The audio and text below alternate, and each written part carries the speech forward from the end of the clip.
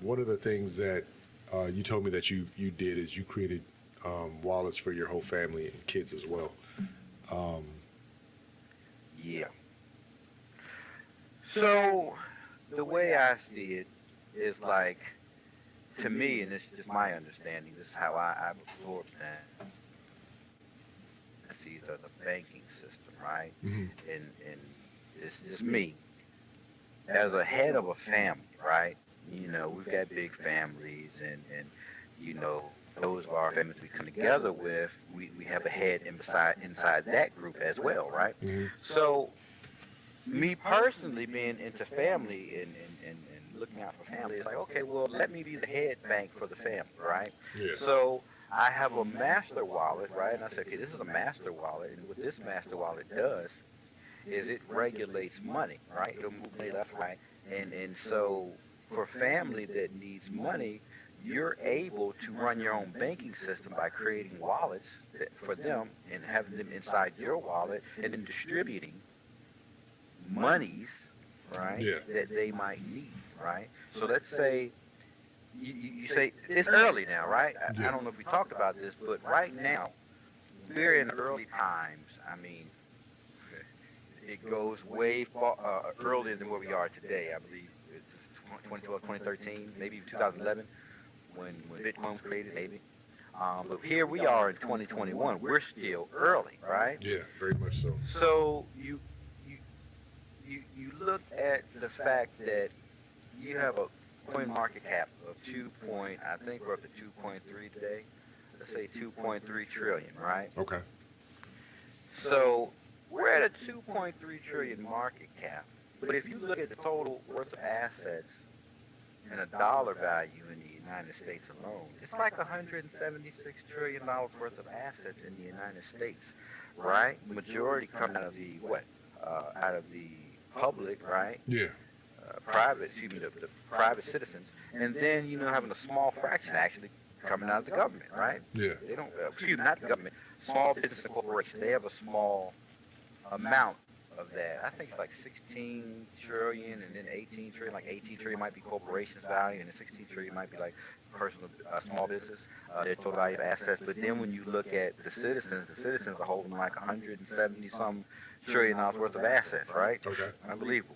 So you look at that and you say, oh, we got a coin market cap in the crypto space of 2.3 trillion. Alone in the United States, there's over 176 trillion dollars worth of assets. Yeah. So if none of that money is in the market now, you're so early that you have the chance to be a part of the transfer of wealth. That's money that hasn't gotten in this space. We get excited. Uh, those of us who have been here for years, we see money coming to the market cap. We get excited because it's like, oh wow, 500 million came in. Oh, that's great. That's money coming into this space that might help the value of my currency grow, right? Yeah. Then we start to think, well, what if $1 trillion is coming in every month or every 2 months, right? So we'll look at that and we'll say the potential of you converting your currencies now, staying ahead of what's coming, you do have the potential to get to millions. So as you're setting up wallets for your family, you're giving them the potential to start new lives. So I think we all should do that as in my personal opinion, and this is just me.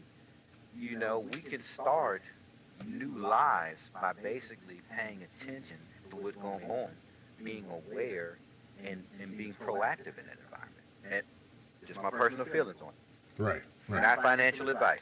Right. When it comes to stores or retail outlets using this, Dash is something that's emerging in other countries, and that's a way for people to actually use their currencies to buy things, I guess you'd say, in the simplest form. When do you think Mhm. our stores here in America will start adopting such systems on a larger scale? If we follow Gary Gensler, he said that he's not sure, but he suspects there's going to be essentially cryptocurrencies that work like securities, and so that's why he feels like he should be in this space. But he also said that the ones that monitor commodities, you know what I'm saying, they have to do their job. And so the bulk of them, he suspects, I believe, are just currencies, which the government, the Congress, and the Treasury would have to be major figures that help get some form of legislation for these things. And so in the United States right now, we have Bitcoin machines, right? Yeah. They call them Bitcoin ATMs or whatever. So those are all over the place. So that's kind of like, okay, they're setting up, getting ready for this adoption. You can go put, I guess, put fund. I don't know how they work. I never even looked it up, but I would assume you can put money in and turn it into Bitcoin and then send that Bitcoin to your wallet address, or you can probably what send your money to that address and pull it out as money right then and there. Who knows? I don't use it, but that just helps us understand that the United States is aware and working. So we could see, in the near future, but who really knows at this point? We just know that El Salvador was scared, and they're doing it. Yeah. So that this might be a rippling effect, man. We got to see. You got El Salvador's jumped out there. I believe Guatemala wanted to get out there. Colombia wants to get out there. So we're going to have to watch what happens with El Salvador. If people start showing up and spending money out there, if their economy starts growing, um, you know, because it's still currency. Yeah. We'll watch that, and then we might see, the United States, they don't really want to get left behind, do they? We've already got the framework here. They just need to just, But I think especially we just got to watch El Salvador. for the South American Hmm. countries like El Salvador, like Venezuela, a currency that's Hmm. not backed by them individually will help them Hmm. greatly. You know, Yeah. it might not do give us the same effect here in the United States because our GDP is strong, I guess you'd say, for right now anyway. Hmm. But for those smaller Hmm. countries that are, you know, struggling, especially like Venezuela, the issues that they have, the inflation that they have, a currency that's not backed by them Hmm. and that the world uses will do nothing but help them. Yes. Yes. I agree with that because Bitcoin, there's no border stopping it. You know what I'm saying? Its value is its value. I don't care where you go. You can go to any country. If it's 50,000, it's 50,000. You know what I'm saying? So I don't need to trust you. I don't need to trust anybody. It's basically a trustless situation system. I don't need to trust Venezuela. It's Bitcoin there. You know what I'm saying? So when I go there and they say that they accept Bitcoin, I don't. I'm trusting Bitcoin's value. I can look at that. I can open my phone up and look at that and say, yeah, this is the value of Bitcoin right now, or any other currency. So Exactly. yeah, you're absolutely right. It opens a door of growth, which in the end, will dollars even matter if it keeps going the way it's going? Pretty much so. So Hmm. it'll kind of like because the world is going to use it, it can kind of tell you almost regulate what the value of your country's currency is if it doesn't compare to the crypto. Yeah, yeah. When you deal with coins and you deal with money, money is really precious metals. Especially if you look up definitions of these things, you're going to find out Yeah. it's coins and coins that are stamped out of a precious metal. That's Yeah. really what money is: gold and silver, precious metals. So when we look at Bitcoin, right? Bitcoin's been mined. It's not a physical thing per se, but Yeah. it's like numbers, right?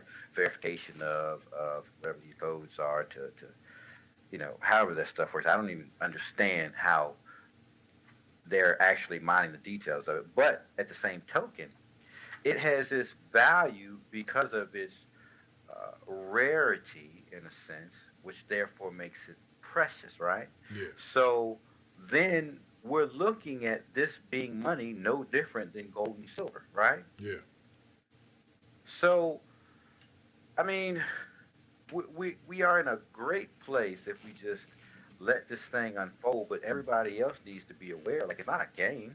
It's not really funny. It's Bitcoin, a fallen value. It's just really nothing. It's worthless. Well, that's not true. It's just not. You know, if we're paying attention and we're understanding language, and we're understanding what these things are, then we're early and we can take advantage and change our futures, right? Yeah. We can change our destinies. The only difference I really see, well, I don't see the difference, but I guess people would see the difference in their minds is that they grew up with the dollar, so it's real to them, and this is new. Hmm. But people definitely should take this just as serious as the stock exchange itself. I don't see no difference in Right, that right. regard. Right, because even when you deal with a stock exchange, your money's in a digital world, Yeah, right? and it can go up and And down. hmm yeah, so I definitely can see that. And technically, there's nothing new about digital money right now. Now, the blockchain and cryptocurrencies are different in their own value, but like digital money, like That's what your credit we've card had that is. for years. Yeah, yeah. That's It's what just your bank numbers. account is. Yeah, that's what your Yeah, debit in a card is. system. So yeah, Yeah. it's all When's the digital. last time anybody had money? I try Right. my best When's the not to last keep time it. anybody had gold and silver? Yeah, Right. Right. So, a shekel. as they say, a shekel. But Yeah, when is the last time?